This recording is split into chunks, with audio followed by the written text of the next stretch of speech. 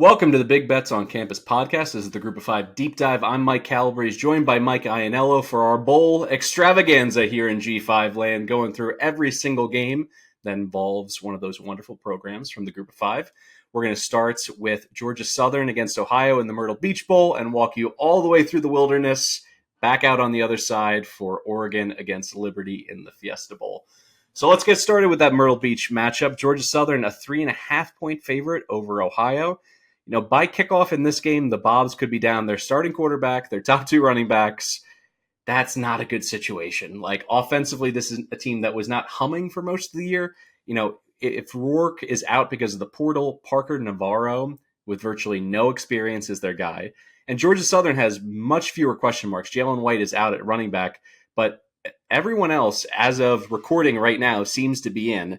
And also, I'd like to point out Davis Brin, somebody that we've made no bones about. The guy has been a turnover machine in his career. He actually had 8 games with 0 or only 1 pick this season. He's still liable to go off. He had 5 picks against Wisconsin. He had 3 turnovers or 4 turnovers against App State. But in general, I think if I were to play this one, I'm going to go ahead with the under because Ohio was an under machine this year. 9 of their 12 games went under the closing number. So that's my lean in this one.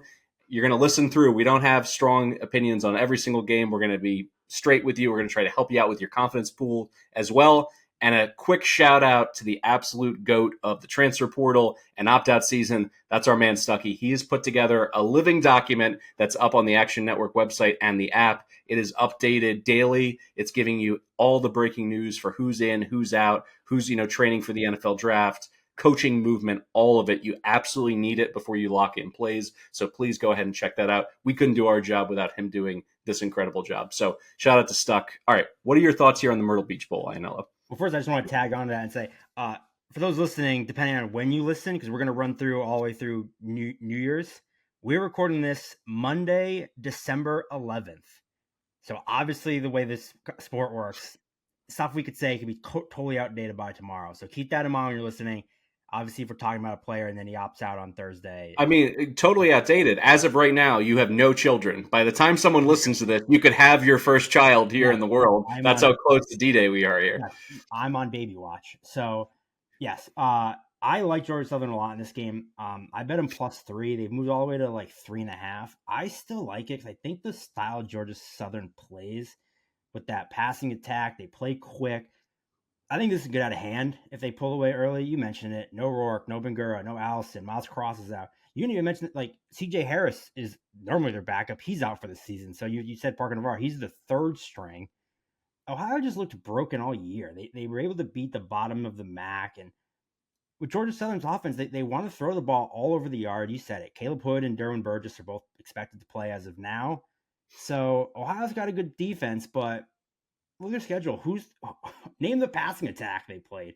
Even the non-con, they played like San Diego State, who has a safety playing quarterback, and FAU and Casey Thompson was terrible. So, like, I think the Eagles can really pull away in this one, and just the style that they play, if they get down early and then Ohio's got to start throwing the ball to the third string quarterback, Georgia Southern could blow the doors off them. So, like I said, I have +3, but I still like 3.5. I think they could crush them. All right, where are we headed next? All right, next we are going down in the Bayou, the New Orleans Bowl, Jacksonville State -3.5 against Louisiana. I'll just say this: I love Jacksonville State. They were one of the teams where I was kind of like, I'm blindly betting it, no matter what the line was. Jacksonville State opened 3.5. It's now all the way down to -3. James Madison got all the attention, but the Gamecocks 8-4 in conference play, 6-2 in their first FBS season. So they really don't have any. They only got their kickers in the portal, but other than that, there's really nothing in portal-wise for either of these teams. So to me, this just comes down to I think Jacksonville State's better. I think, Louisiana State's terrible against the run. That's what Jacksonville State does best. Malik Jackson, Anwar Lewis, Ron Wiggins, Zion Webb's legs. Obviously, we talked about him all year. I think they just run the ball down Louisiana's throat all game. I mean, I'm curious if you see it differently. We know Rich Rod. That's another one where this is another game where we know Rich Rod loves to play fast. So if they get up, or like they can keep running it up quickly. So I'm all over the Gamecocks here. So in full transparency, this is like a mid-20s confidence play for me on Jacksonville State. I have no problem laying the 3 points. Zion Chris broke his fibula against Arkansas State on November 4th. You were high on him. I'm very high on him. I think he's going to be a huge difference maker next year. I think an opportunity to play him early in the season and the Raging Cajuns because their offense just looks different. But without him, they lost to Southern Miss. Woof. They lose to Detroit by 7, which is a good loss, and they beat, Monroe by 31. I don't care about that because Jacksonville State's defense is the truth. They're 13th in success rate, awesome against the run, 4th in yards per carry allowed at only 2.8. My only concern here is really, it's two things. One, J-Rock Swain is questionable. He is the best player, I think, in this game on their edge, on either side of the ball for either team. So I would love to have him just to make life really difficult for Louisiana if they fall behind in this game. But the other thing that scares me just a little bit is Rich Rod in bowl games. 2-9 against the spread in bowl games. So that is really rough. Hopefully he's able to buck that trend a little bit and kind of dig his way out of this. Chandler Fields, is he back at quarterback for Louisiana? I believe so. He's the presumptive starter in this one.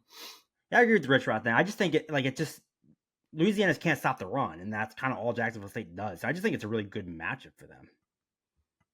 I mean, I'm hoping you're right. We're on the same page here. I just think there's a little bit of an issue in terms of,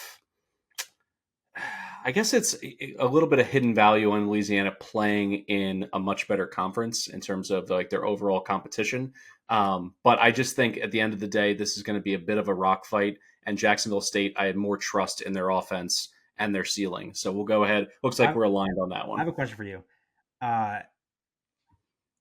New Orleans Bowl, Louisiana playing the New Orleans Bowl. Do you view playing, we'll talk about Boston College. Do you view a team playing at home or close to home as an advantage, home field advantage, or a disadvantage? Because you don't really get the we're in a bowl feel, the perk of you get 3 weeks practicing at home and then you're just still at home. Do you see that as they'll be less interested because it's not like the glitz and glamour, or do you see it as an advantage because obviously, I mean, Jacksonville State should travel too, but do you see it as more they'll have home field advantage or they won't be as motivated? It's always a slippery slope to get into the mentality and, who's excited to be there. But I just try to look at it as a preseason situation. Louisiana for a long time was competing for Sun Belt championships under Billy Napier. This year kind of went off the rails and they just sneak in with, a win over Monroe to get in at 6-6. Whereas Jacksonville State, it's their first bowl game ever. I think there's novelty to it. I think that they clearly were a better team for the majority of the season. And I think there's that motivation of getting to play in a venue like they're going to play in. I think the excitement level is going to be there. And really travel-wise, I think this is probably going to be a 50-50 crowd. I don't see Louisiana, just because it's the home state, getting a huge bump. It's not just, I'll have to go ahead and Google map it, but I don't think it's that much farther for their fan base to come for the Gamecocks.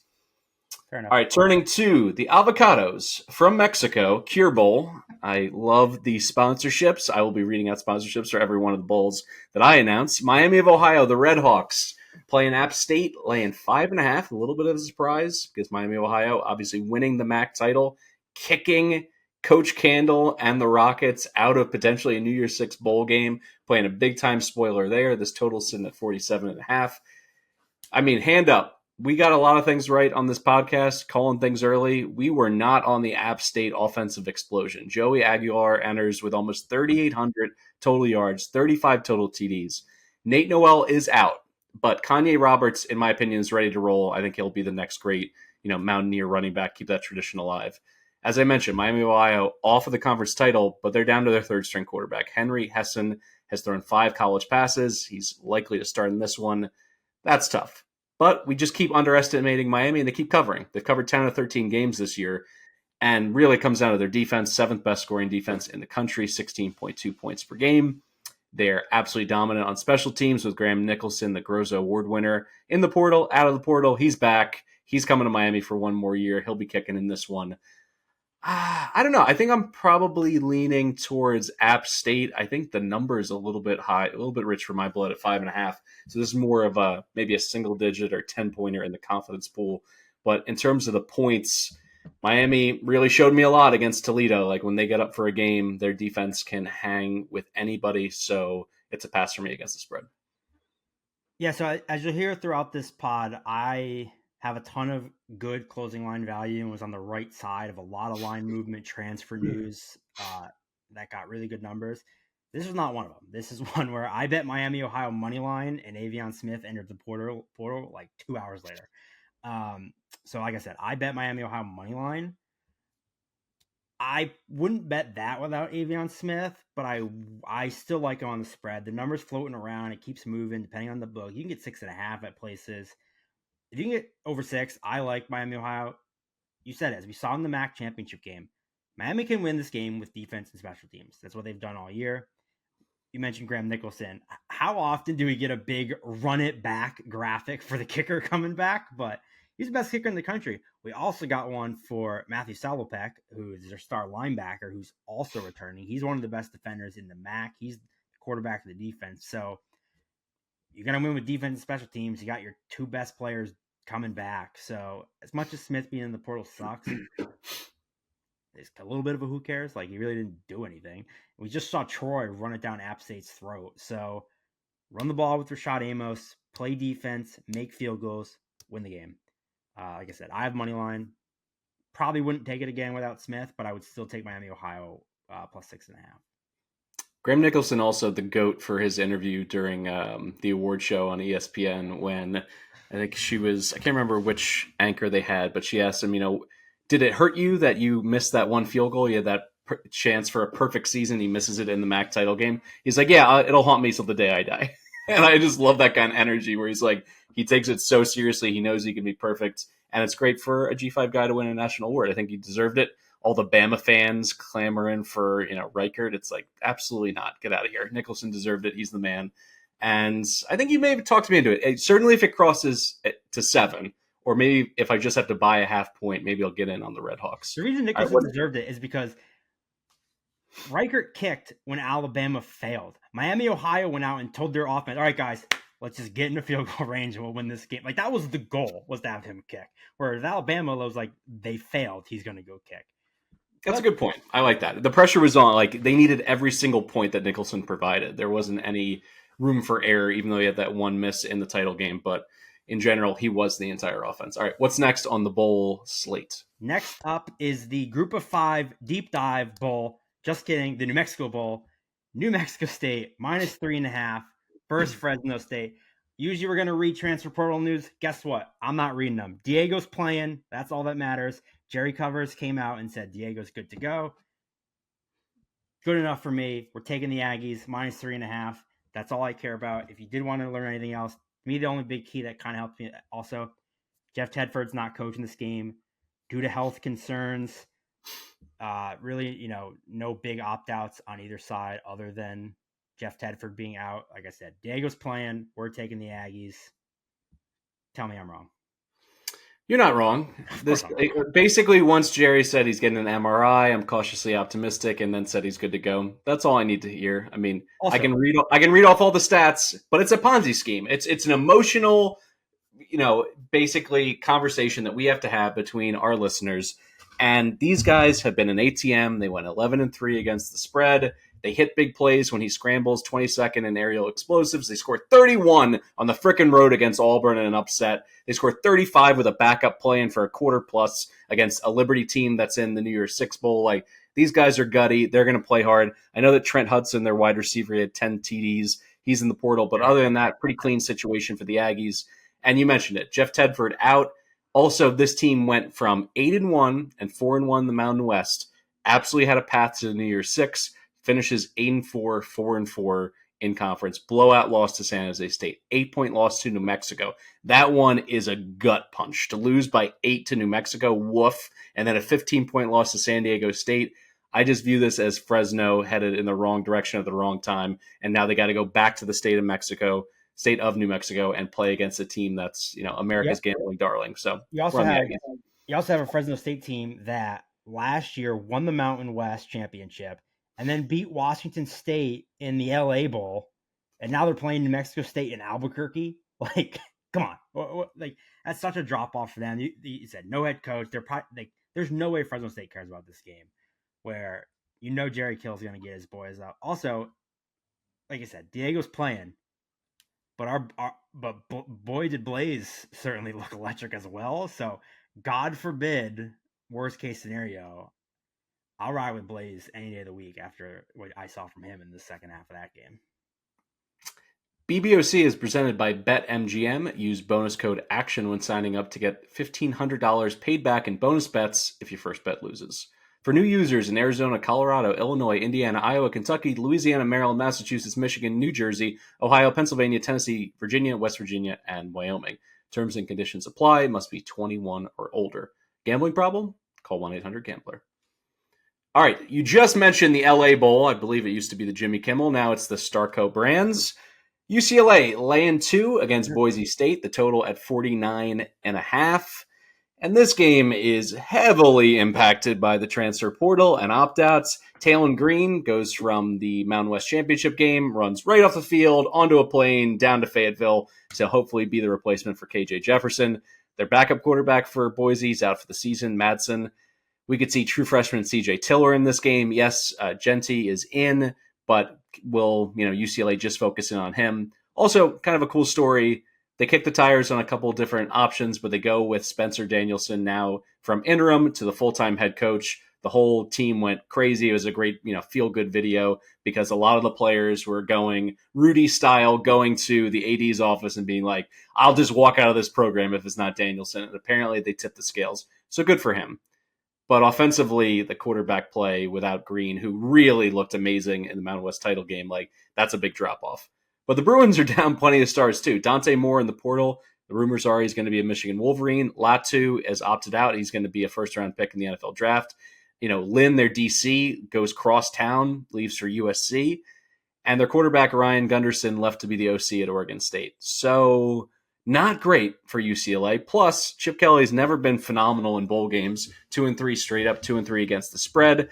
The only silver lining I could say why I lean towards the Bruins is maybe he saw this coming. He played like a million quarterbacks this year. And Ethan Garbers could play. And if he doesn't, Colin Schlee could play. He's had some experience playing this season. No one is knocking my socks off in this game. So maybe I go under. Maybe a slight lean to UCLA, but this is like a 4-pointer on the confidence board.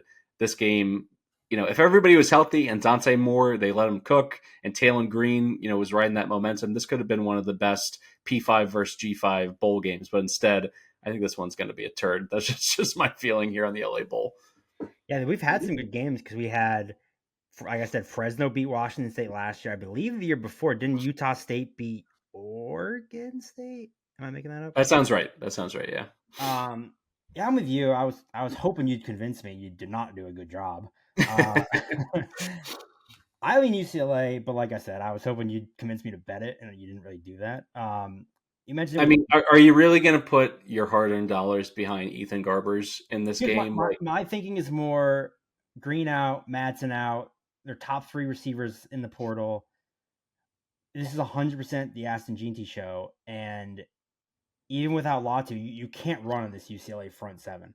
They're second in the country. They've allowed 69 rushing yards per game, 2.3 yards per carry. The Bruins have only allowed 3 rushing touchdowns all season, the fewest in the country. So Latu, as of now, is the only opt-out for the defense. And I know, Lynn's gone, but he's the only player so far that's opted out. I don't know. Or are we talking ourselves into the under here? 49.5 sounds a lot when you start throwing this around. I don't know how Boise State scores. You said the under's 49.5? Yeah. Yeah, we're taking it. Let's go. New pick. Delete everything we said. Under. There we go. I don't know how Boise State scores. Unless all of a sudden 8, players opt out on defense, which again, even with Latu's more of a pass rusher than a run stopper, but their linebackers are sick, and as of now, all of them are playing. I don't know how Boise State scores. Speaking of, quandaries, putting yourself in this next bowl game that you're going to tee up, 2 of these teams have kind of been your darlings over the years. Who are you going with here? Yes, we are going to the famous Toastery Bowl. I don't even know what that means. This was the weird one that was supposed to be the Bahamas, right? Then it got moved, and Western Kentucky versus Old Dominion. Is Toastery toasters, or is it like JavaScript, or is it an app? What is Toastery? The logo has a piece of toast on it, so I'm assuming. Okay, so that's super helpful. So we're off to a good start here. And it's food based kitchen appliance. You Google it while I'm prefacing this. Old Dominion -2.5 at the time of recording.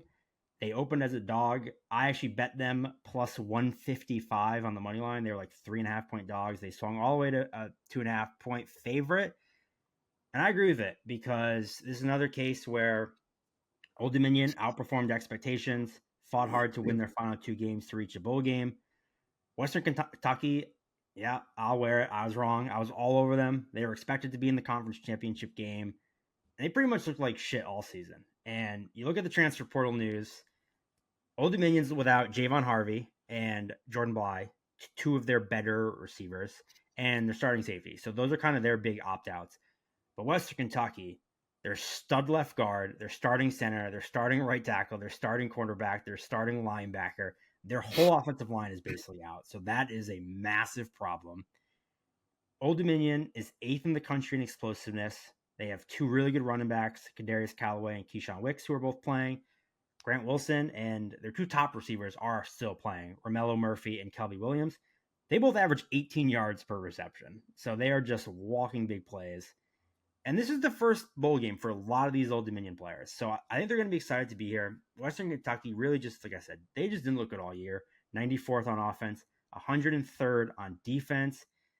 Pretty bad Conference USA. I mentioned I'm trying to target some Fun Belt teams because of how good that conference was this year. And if I wasn't going to bet them, I pretty much am left with no choice. Because as you mentioned, I'm on baby watch. December 18th is the due date.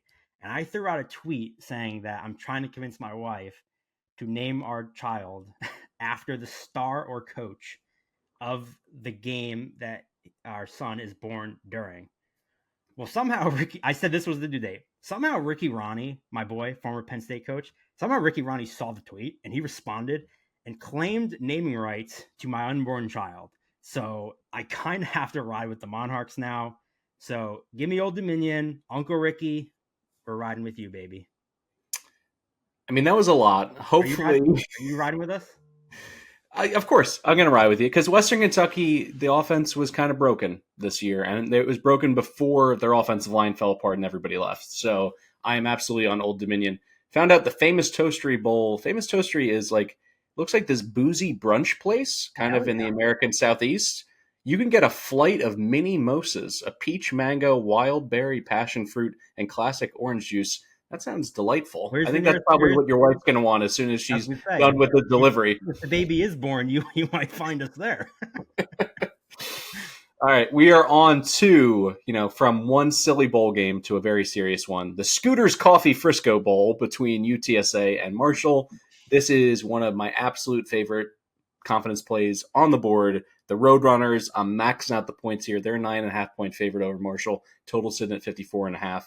It's pretty simple. Jeff Traylor flirts with a bunch of Power 5 jobs, or at least maybe secretly gets an interview or 2. He's back. Get the coaching continuity there. Dr. Frank Harris, his farewell game, 7th year in college, gives them what they need on offense from the quarterback position, but they've actually got pretty balanced by year's ends. Like you were seeing them using all these different running backs. They had multiple backs beyond Kavori and Barnes. So I really like what they bring to the table from that perspective. They do lose AAC Defensive Player of the Year, Trey Moore. I think he's rumored to be going to Ohio State.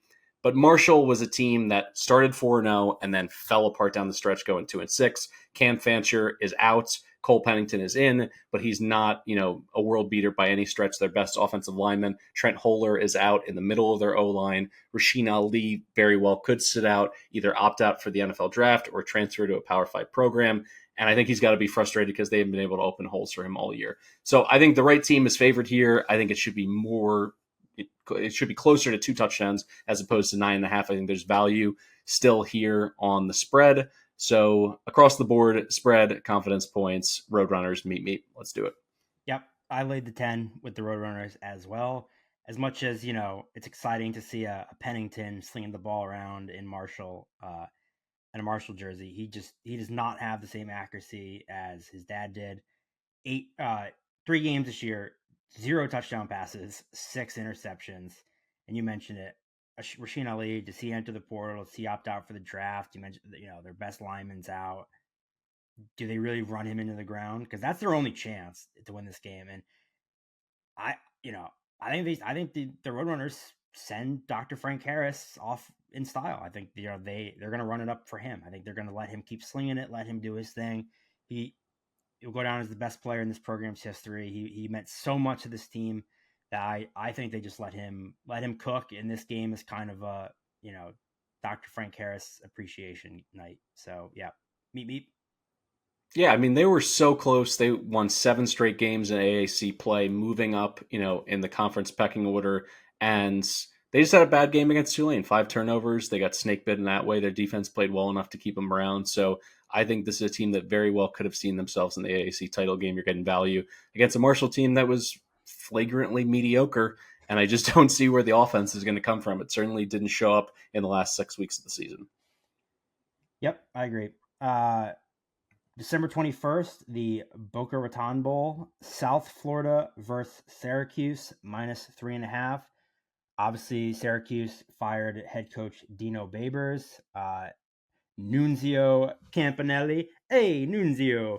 Is going to serve as the interim coach, a good old Paisan, so shout out to him. They hired Texas A&M's Elijah Robinson as their new DC, but other than that, no really notable opt-outs. Will Jones is out for South Florida. I mean, Jerry Bohannon's, I forgot he was even on that team. Does he even have eligibility left? It's kind of a stay away from me. I really don't have a feel. I think this is a good place to, in a conference pool, throw South Florida in there as a good underdog pick. South Florida is very boomer bust on offense, so they tend to get into shootouts in all their games. I'm not sure if Syracuse is built for that or will want to do that. Who knows Garrett Strader's status? So I would throw South Florida as my confidence, not a high confidence pick, but you got to pick some underdogs to win. So I would just throw South Florida as an underdog play just because of the variance that they tend to play with. Hey, we're a G5 podcast here. This is a G5 superstar, Byron Brown. He had 4 games with 4 more touchdowns. Exactly. They went from being an absolute dead body corpse offensively for the last 2 years to finishing 29th in explosiveness under Golish in year 1. And also, Naquan Wright was a nice little piece in the running game as well. Syracuse, this is one of those, it means a lot to South Florida. They're, ascending, and Syracuse is basically starting from scratch. And that weird, substitute teacher vibe with Nunzio on the sideline. They have a different head coach. Who are they listening to? As a Paisan, I'd love to go with Campanile, but I can't do it. So I'm going to go with USF outright. I agree with you. I think this is spice it up with a 10, 11 pointer in a confidence pool, get plus 125, 130 on the money line, and maybe do a same game parlay with the over, because I think if South Florida gets the win, it's because their offense is doing the heavy lifting. Yep. All right. On to the Union Home Mortgage Gasparilla Bowl. Georgia Tech, UCF is a 4.5-point favorite. Oh, this isn't a G5 game. We kicked UCF out. Get them out of here. We ain't talking about them. Gah. There we go. Thank you for keeping your co-host here honest, because it's late night and Breeze just texted his ex. When I saw this, I was like, absolutely, I got to sit down, I got to do my homework, and I was almost totally finished. And I was like, these sons of bitches are in the Big 12. They finally got me.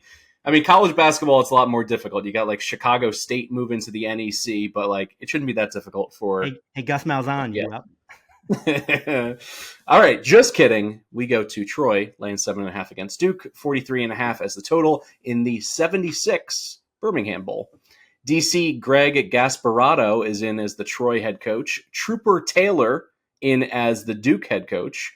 So we got some interim subs here. People might think we're making up these names. Trooper Taylor doesn't. Actually, they both sound equally made up, but I assure you that's real, as is the fact that 6 Duke starters are in the portal. They could be down 2 more due to injuries. Dwayne Carter at defensive line could opt out. He's got an NFL future. Troy has all their players. That's enough for me. I'm going to go ahead and lay the 7.5 here and hope for the best against a Duke team that at one point was ascending. They get that upset at Clemson, and then it all falls apart at the end of that game against Notre Dame, and it never got back on the tracks. So I'll go with the Trojans here.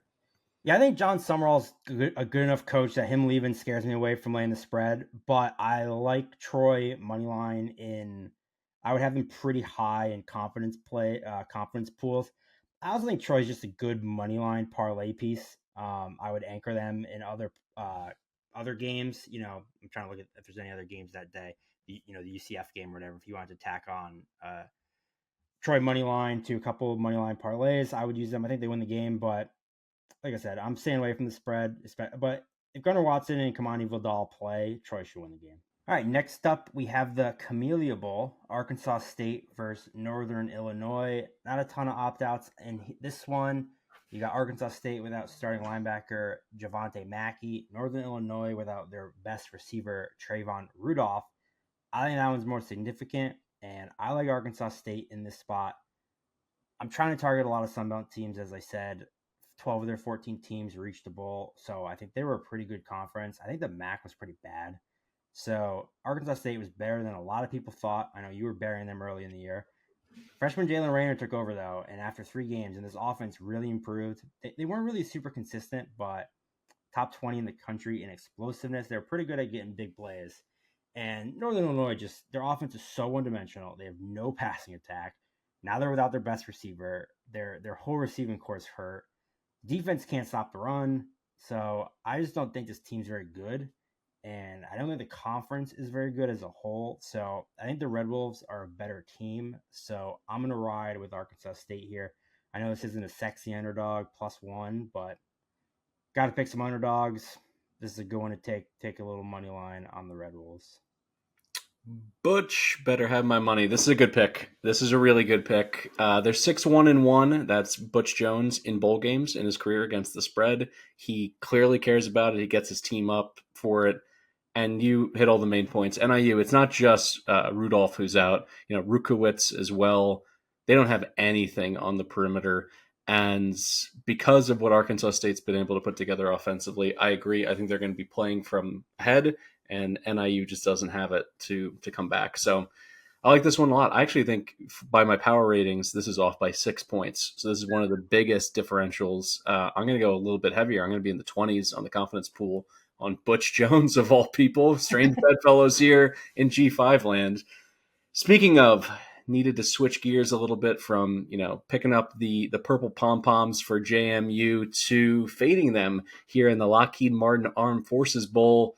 As my daddy always told me, don't bet against a service academy when there's a weapons manufacturer sponsoring a bowl game. It's, a tale as old as time. Here we are. Air Force, I think, should be favored in this one. The total is at 41.5. And it's all because JMU's entire coaching staff just walked out the door. Head coach, DC, OC, quarterback coach, all leave for Indiana. Offensive line coach, associate head coach, Damian Robliski.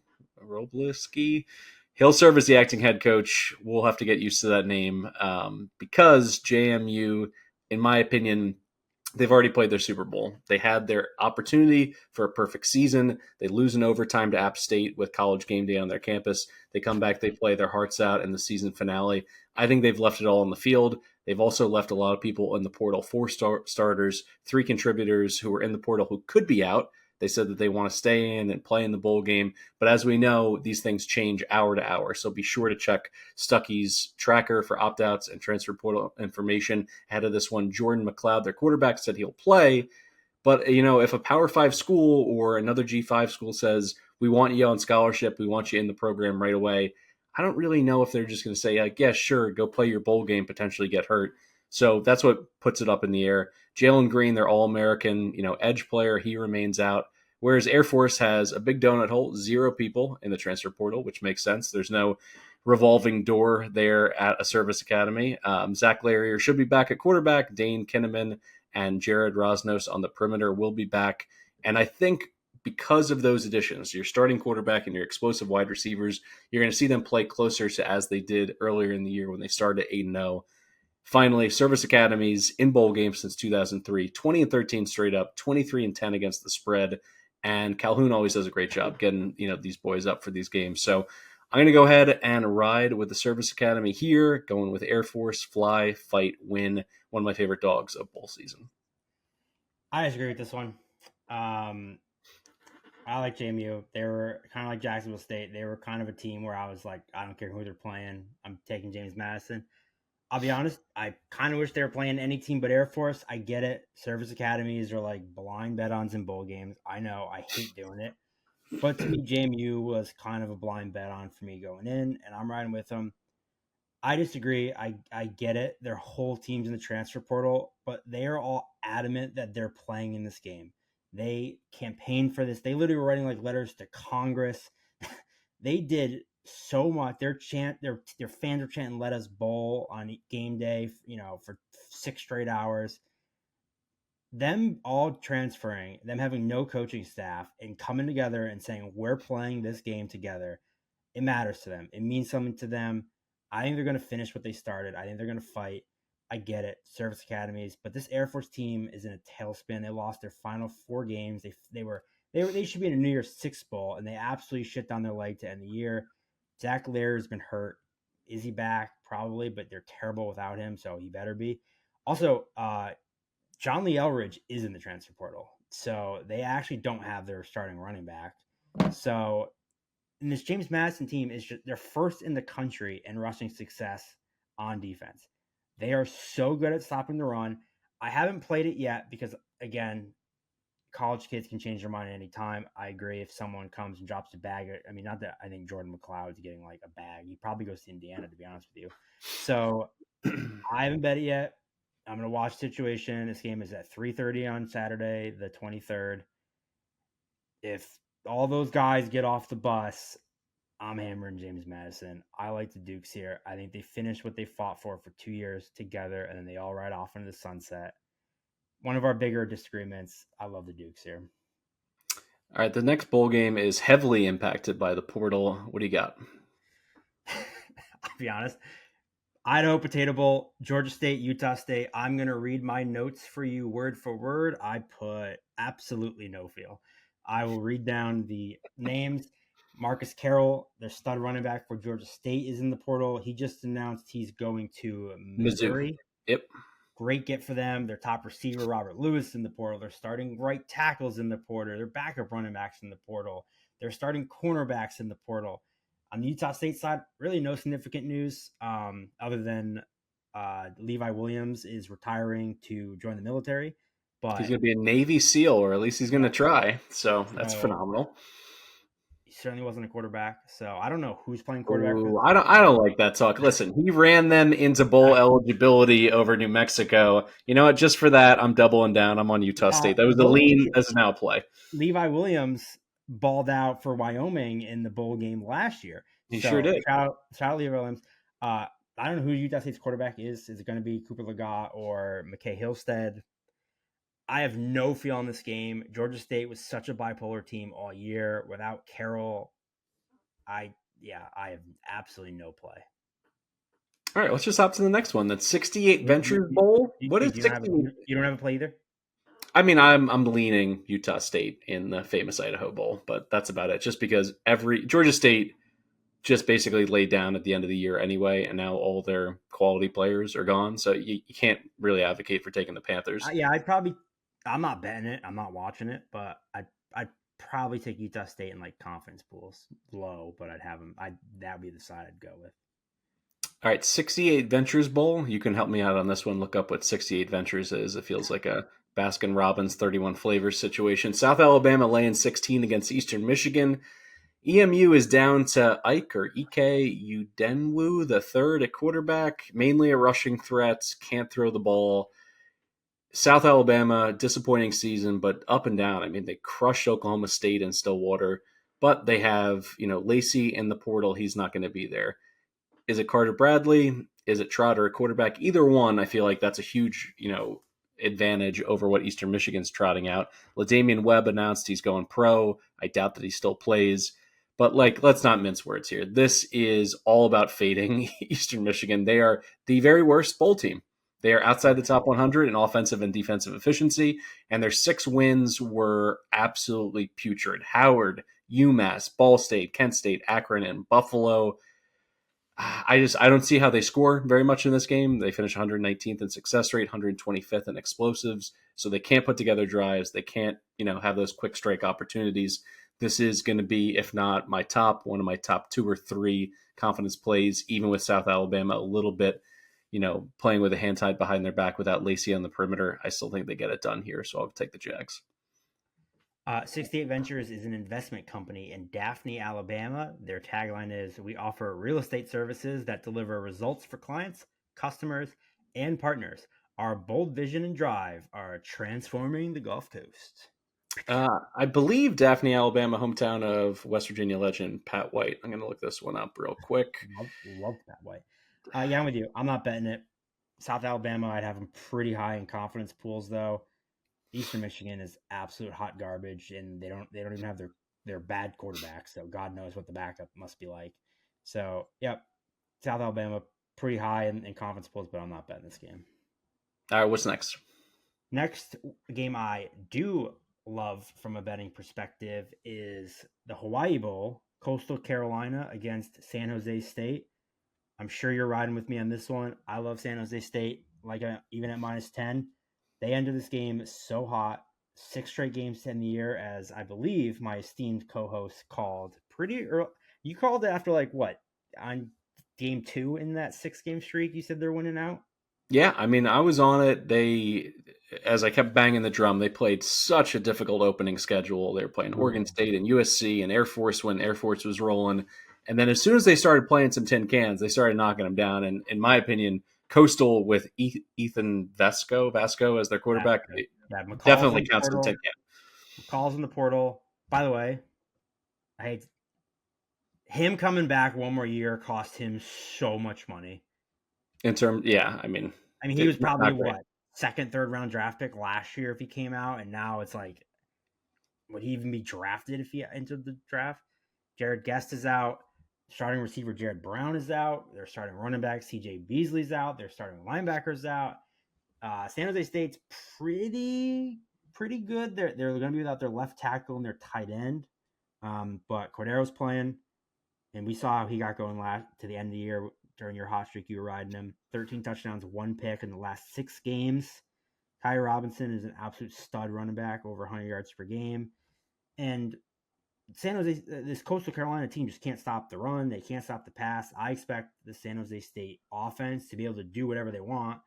And then the Spartans' biggest weakness is their run defense, but this is not the Jamie Chadwell Coastal Carolina running offense. They're 104th in the country in success rate on the ground. Now they don't have their starting running back. So I think San Jose State just rolls them here. So yeah, this is another one. I have the Spartans second in my confidence picks money line wise, and I'd bet them -10.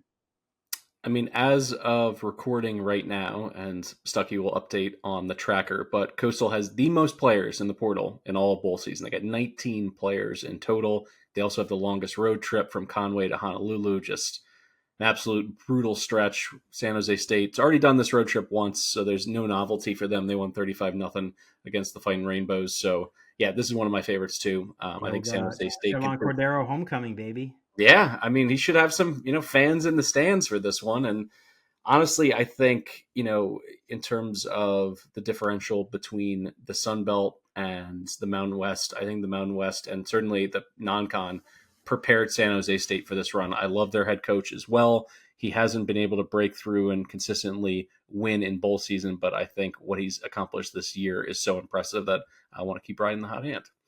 All right, going from the tropical climate of Honolulu, easy for me to say, to Detroit, Michigan for the Quick Lane Bowl between Bowling Green, who's there for the 2nd straight year, and Minnesota. Minnesota, gross. They're a 3.5-point favorite. How? Oh boy, this is the first game that I immediately just thought, I was like, I have to blindly bet under. I don't care what the number is. It came in under 40, sitting at 38.5. Still going under on this one. Minnesota, somehow this season, they beat Iowa and they beat Nebraska. They finished 38th in S&P plus defense and 19th in special teams. But their offense is horrific. The Greek rifle is now out. Cole Kramer probably in at quarterback.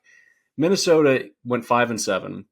They also finished 3-9 against the spread, which is the worst of all bowl teams. I think they're tied with USC. Not in the same conversation, not for the same reason. USC was laying some pretty big numbers earlier in the year against a Bowling Green team that's awful on special teams, not really special anywhere else.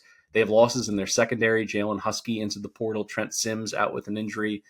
The Bowling Green defense, though, held 5 of 7 teams to 19 or fewer points in their wins this year.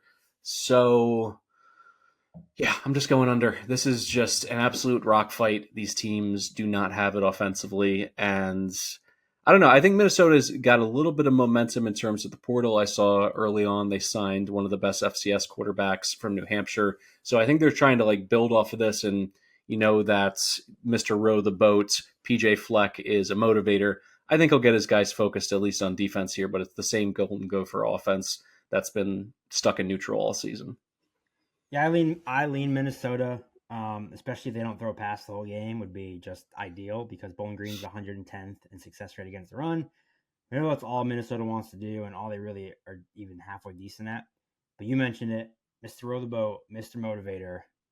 And what better motivator than this being just an epic revenge game? Because Bowling Green went into Minnesota 2 years ago and beat them 14-10. And I bet you PJ Fleck has made them. He's like, hey, we're not watching Christmas Vacation. We're not watching Elf. We're watching this 14-10 game tape where freaking Matt McDonald just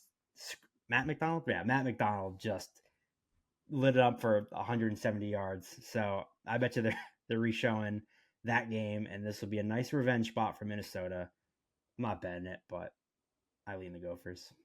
Yeah, that's one of those Big Ten Classic games they put on during like June on the Big Ten Network, just in case you're getting a real itch for college football. It's like, why don't you slow your roll a little bit? Games can look like this. Here's a good tip for everyone. This game is December 26th, Tuesday at 2 p.m. Maybe your in-laws came over for Christmas, and now we're getting into Tuesday, and it's 2 o'clock, and they're still there. You throw this game on and make them watch it, I promise you they'll be gone by halftime. So use this as your little tip. Be like, listen, Grandma, we're throwing on Bowling Green, Minnesota, and she'll be out of your hair by halftime. You're welcome. From one of the lowest projections in all bowl season to a game that I think has absolute shootout potential. Hit me with this next one. Yes, we are going to the Servpro First Responders Bowl. Texas State is -4.5 against Rice. Two big opt-outs here. We have Calvin Hill opt out for Texas State and Rice. JT Daniels.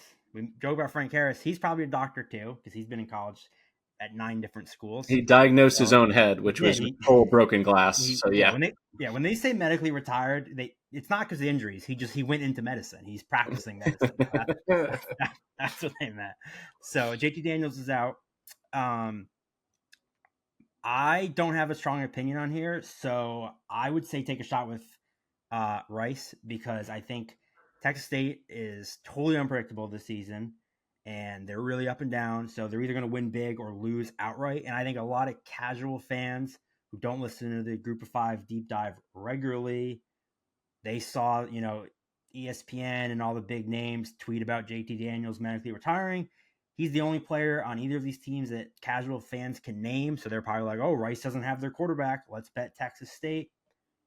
I think this is a good shot. Take a shot with Rice. Take the upset pick here. AJ Padgett looked totally fine in the finale. He had 255 and 3 TDs. Like JT Daniels was someone who could play at like a B+ A- level, and he also had plenty of stinkers during his career at Rice. So like, let's not act as though he was the difference maker. I agree with you. I think that's an overcorrection by the market. And I think when people look at like the underdogs to take, they're like, who's like a 2.5, 3 point? This 4.5, I feel like is enough of a threshold where it's a little bit more of a risk that not a lot of people are going to take it. So I think this is a perfect spot to target an underdog in your confidence pools. If you want to bet the game, I would just bet Rice money line and just hope for the best. I'm going to go over on that one. 60.5, I do not think is high enough for two offenses that potentially could score in the upper 30s or 40s on their own. It would be a real shot in the arm if Joey Hobart could come back. He's the best wide receiver for Texas State, so keep an eye on that. All right, from one shootout to another, the Guaranteed Rate Bowl. Kansas laying 12.5 against UNLV. 64.5. I'm thinking over there. I mean, my only concern is pretty simple. Penn State goes ahead and snatches the Jayhawks play caller, Andy Kotelnicki. Is that a correct pronunciation on that one? He's off to Penn State. Kansas, I mean, they got injuries on their line. They could be down 2 starters. Jordan Maia-Ava is at least rumored to be in the portal. Stuckey said that he thinks that it's the wrong one, that somebody like misconstrued a tweet or something on social media about another one with the exact same last name at BYU. Bottom line is, I like the over here. UNLV's defense looked awful against Boise, and they have injuries in their secondary that are not going to get patched up before this game. I think Kansas in general is still at a point in their program building that they're not going to overlook a bowl game. They're not going to snub their nose at the Guaranteed Rate Bowl. So I see this potentially turning into a shootout. My only caveat is, yes, it's December 11th. You're listening probably the week of the 10th, the 15th, whatever it is. Just check in if Brennan Marion has been plucked away from UNLV, because he is somebody who's interviewed for head coaching jobs, I think, at UTEP. He's certainly going to have opportunities to move up to the Power 5 level as well. He's the difference maker here. His go-go offense gives UNLV a chance to score 20, 30 points in this game, which would certainly aid the over. If he leaves, I'm pulling this bet off the board. Yeah, I agree. Definitely follow that. But I agree. I love the over. I already bet it. You mentioned it. Colton Nicky's off to Penn State. I'm so excited. He was a name I threw out when we talked coaching carousel 2 weeks ago. Even without him, most of the work, the install, the prep, all of his all the other coaches are still there. Sullivan's was 10th in the country in success rate, 25th in explosiveness. They can run, they can pass. This offense is so creative, and that's something that kind of has followed Leipold. So I think it's just as much as of him. 113th on defense, can't stop anything, especially bad against the run. You mentioned the Brennan Marion thing. That's kind of my one. I really hope he stays, but because this go-go offense, super explosive, also does a ton of creative things. So just like Kansas, you said, their defense sucks. So I think this is going to be a super fun game, and I think we see some crazy plays, some cool tricks, some innovative stuff. I think it's going to be a super exciting game, and both teams are going to pull out all their bag of tricks. And these are two coaching staffs that have a lot of bag of tricks. So I am very excited for this game, and I love the over here. All right, what's next? Next, on Wednesday, December 27th, we are in the Military Bowl. Virginia Tech -7.5 against Tulane. Virginia Tech, we have their cornerback is out. Tulane, the real big news, head coach Willie Fritz off to Houston. Great hire for Houston. Sucks for Tulane, but I thought they replaced him very, very well with John Summerall. I really like that hire. The Green Wave, Chris Brazzell is in the portal, which is big because Lawrence Keys is also out. 2 of their 3 best receivers. They have a couple D linemen out. Hokies 7.5. I have no real feel. This is a weird game where Fritz left for Houston, and the opposite of James Madison, his entire staff's going with him too. OC, DC, D-line coach, wide receiver coach. But they're staying to coach the bowl game. Yeah. It kind of doesn't make sense because, how much are they recruiting for Houston? How much are they prepping for this game? Are they just practicing without coaches? So I lean Virginia Tech. I don't know that I trust them to lay 7 in a hook, but this is a game where I'm closely monitoring Michael Pratt's status, and I have tweet notifications on this time of year for 25 different accounts. If I see a tweet that Pratt's going into the portal or opting out for the draft, I'll probably fire on the Hokies. Because without Fritz, and again, I don't know how much this coaching staff's paying attention. So no play for me right now, but I'm closely monitoring Michael Pratt. Michael Pratt, winner of the Gambling Heisman last year. Tulane also an ATM if you just bet their under in every game this season. 2-11. So 2 overs, 11 unders. That is wild for the Green Wave. I think just the expectations were that they were going to get it figured out. They played in so many rock fights. So I think I would lean under here, 46.5. I like Kyron Drones from Virginia Tech. I think he gives them, obviously, plenty in terms of the running game. And he had his moments as a passer. I like what Pry is doing. I think he's slowly building. So I think 7.5 is probably too much, but I'll probably upper teens, low 20s in terms of confidence points for the Hokies here. It's a weird thing to say, but they need a win like this as a stepping stone to getting back to the middle class of the ACC. So hopefully they can get it for the Hokies. It is another one where maybe find a parlay piece a Wednesday night, throw them in a money line with a basketball player.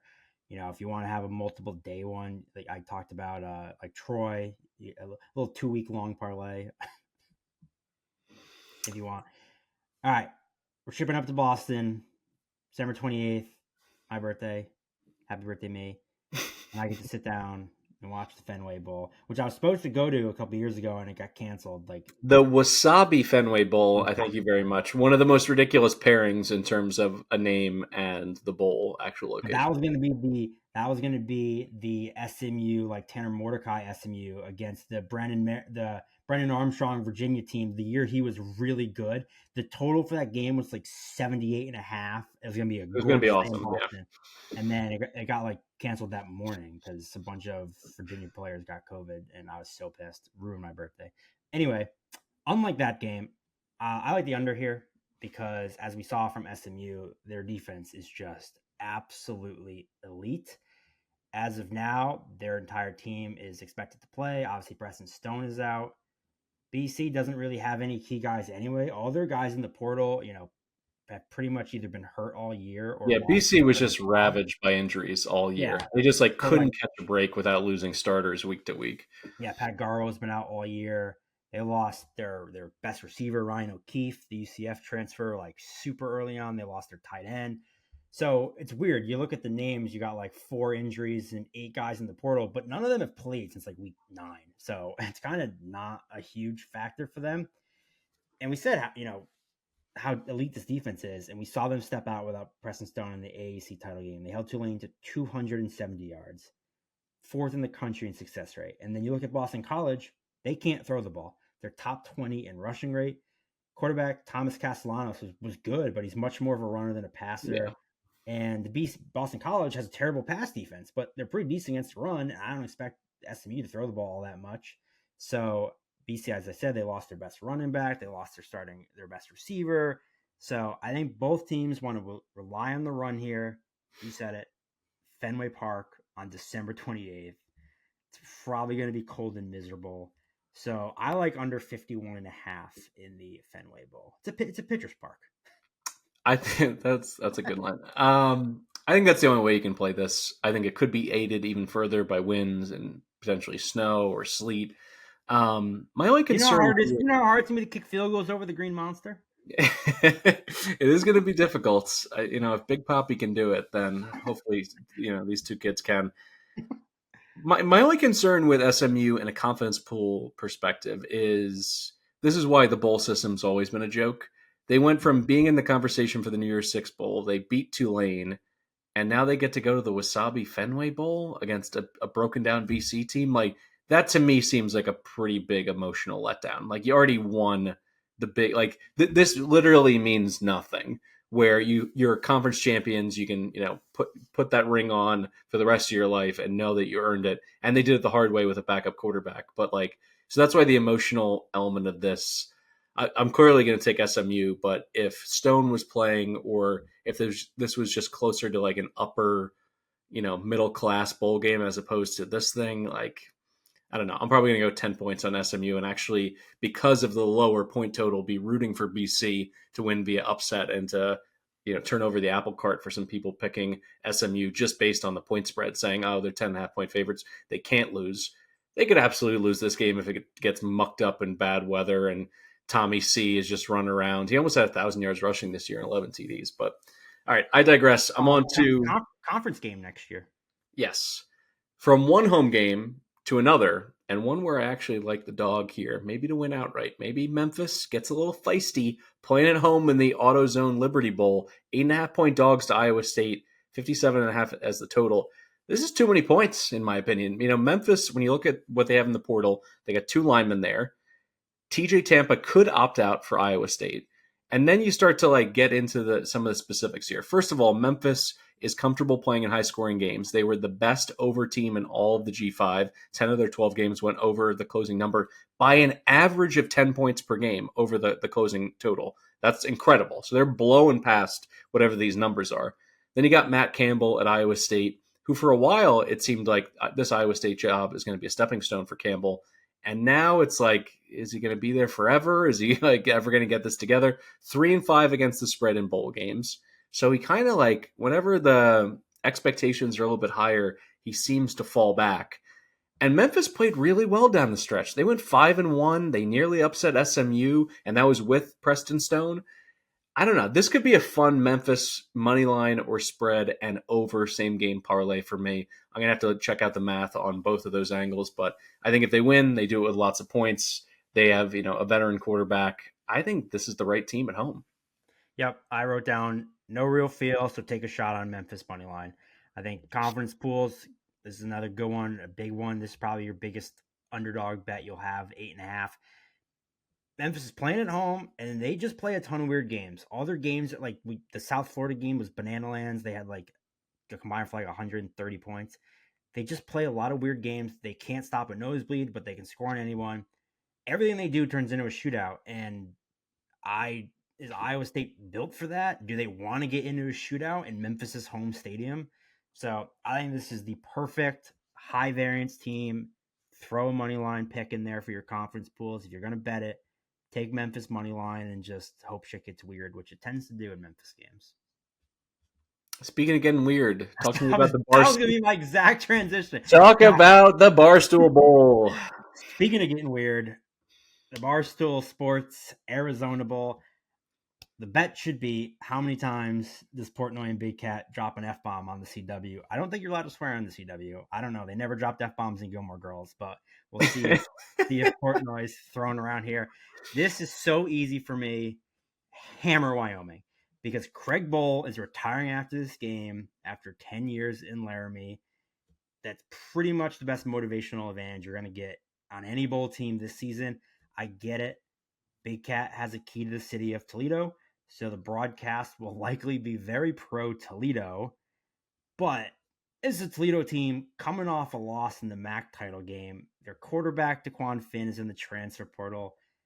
Quinyon Mitchell probably opts out for the NFL. So I get it. It's going to suck to watch this game betting against all the Barstool guys on the call, openly rooting for Toledo. But Craig Bowl retirement game does not get more motivational than that. This line was 2.5. It swung with that announcement, which is crazy to see. Just the coach saying he's announcing and the line swung. So I expect the Cowboys to send Craig Bowl out a winner, carry him off the field. I love Wyoming here. I love fading teams that lose in their conference championship game. It's one thing. And fading Toledo in general. I just always start my card for bowl season just looking at those spots. Jason Candle, as the head coach of Toledo and Bowls, 1-5 against the spread. As you mentioned, Finn's out. Their star left guard is out. I don't think Mitchell's going to play. And Craig Bowl, who I said during our preseason extravaganza back in August, probably smells like onion rings and sawdust. This guy is such a perfect Midwestern, blue-collar, hard hat kind of dude, and he's never lost against the spread in bowls. He's 4-0-1 as the head coach of the Pokes, and he was a god in the postseason for North Dakota State. They are not losing for this guy against Toledo, who went from probably playing the New Year's Six Bowl. They're going to put a one-loss Toledo because they lost by two to Illinois. If they had beaten Ohio, they would have put them in over Liberty. They could have been playing in the Fiesta Bowl, and now they're playing out in the desert against Wyoming. Emotional letdown city. I am with you. We're riding with Bowl, the Pokes. Wyoming's the play here. It's a good high confidence pick and confident in pools too. 2.5 point favorites probably won't be high on many people's list. Throw them way up there. All right, we are closing things out, as I mentioned at the top, starting with the Ohio-Georgia Southern game all the way down to Liberty against Oregon in the Fiesta Bowl. Oregon, at time of recording, the biggest favorite in bowl season. Not that that's ever gone wrong for any team. Laying 16. The total is high, but I don't think high enough at 65.5. So here we go. Some backups in the portal for the Flames. 2 defensive contributors that didn't play in the Conference USA title game. They may get them back. But then there's Oregon, and this is the black box here. There's just a clown car of potential opt-outs. Stuck went through and laid this out. What I love is he also attaches the snap counts for the season. You're looking at, let me just do some rough math here. 5,000 snaps potentially lost in opt-outs. Bucky Irving, Troy Franklin, Tez Johnson, Jackson Powers Johnson at center. Their right tackle, 3 defensive players who've played, looks like an average of 600 snaps this year. This is, I just mentioned it, fading teams coming off of a conference championship loss. Extra painful for the Ducks because they would have had a chance to play their way in had they beaten Washington and been the Pac-12 champs. They lost as a 10-point favorite. I think they closed in the Pac-12 title game. I have concerns that they are not going to be fully bought in. And the only thing that mitigates those fears is that Bo Nix said he's playing, he's their captain, they're going to turn to him. And Liberty can't stop a nosebleed. I mean, Diego Pavia was going up and down the field. They bring in a backup that neither you and I had ever heard of, and this guy immediately is just shredding their defense. So Oregon, if they were focused, I'm not even joking, this is like a Portland State situation, they could score 84 points in this game. But if they're not focused, you got Jamie Chadwell, who I have a ton of admiration for. He basically stiff-armed away all the job offers and interview offers during this coaching carousel. He's bought in.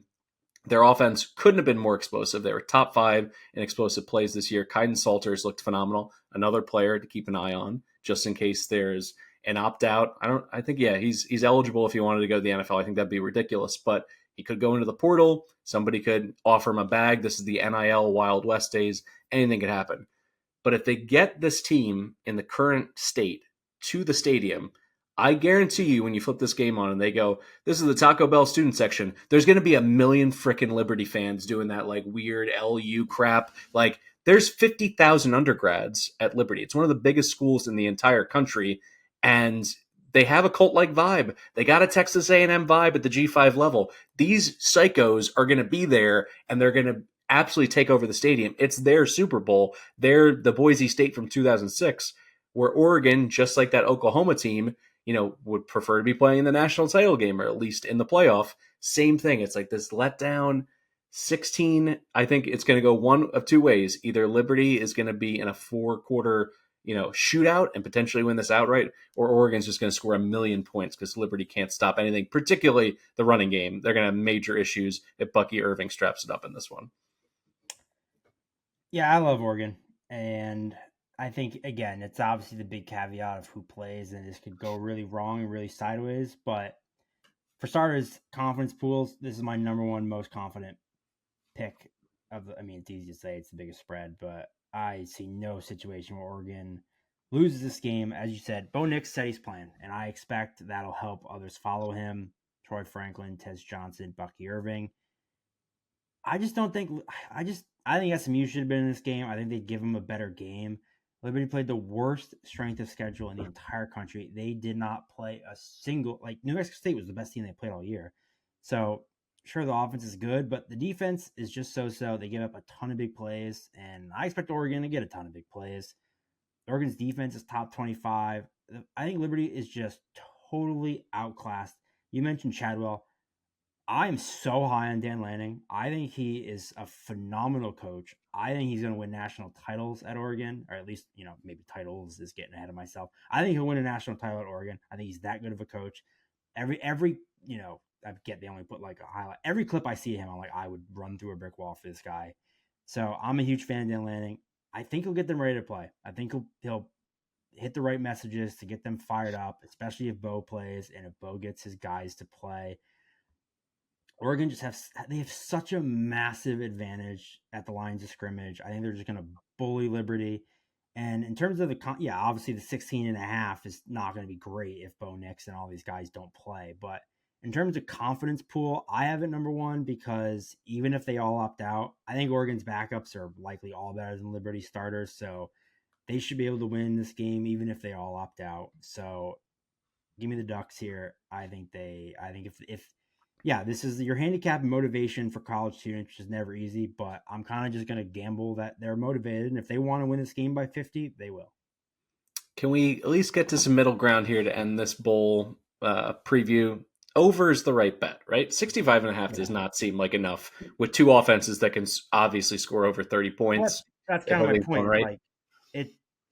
We either both win or we both lose, because I think if Oregon covers, it's because they score 50. So to your point, I do agree with you. They either both hit or they both lose, most likely, because either all these guys opt out and or if they play and try, Oregon puts up a 50 burger and they win this game 62-7.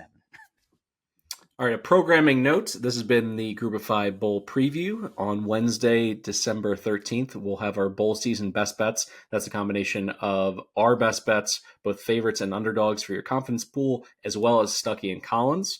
Then they're going to break down the bowls into these different windows that get you a little bit closer to kickoff time to get you more accurate information in terms of opt-outs, weather, coaching changes, injury availability, all of it. So the first bowl preview is part one, comes out on Thursday the 14th. The second comes out on December 20th. It's a Wednesday.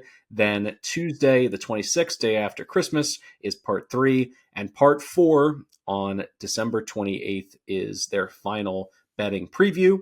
And then they will be back for a national championship extravaganza on January 5th. That's a Friday. So plenty of BBOC coming your way. We're also going to start folding in some college basketball action. I'm excited to get back on the pod with Stuckey, and we have some new personnel to be able to trot out as well.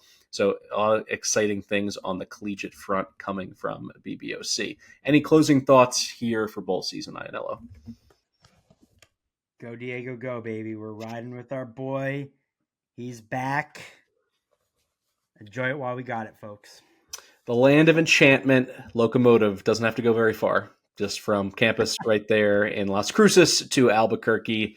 So keeping it local, keeping it in the land of hatch chilies, as we learned when we watched together for the Conference USA title game, trying to have everything New Mexico themed. Didn't work out for us there, but I think it will here in bowl season. I love the Aggies in their game. All right, for Mike Ianello, I'm Mike Calabrese. This has been the Group of Five Deep Dive, our bowl extravaganza. Keep your eyes peeled for more content coming from us, because we have our bowl season best bets on Wednesday, and then Stuck and Colin giving you the very first episode of their 4-part bowl betting preview on Thursday, December 14th. All right, guys, have fun.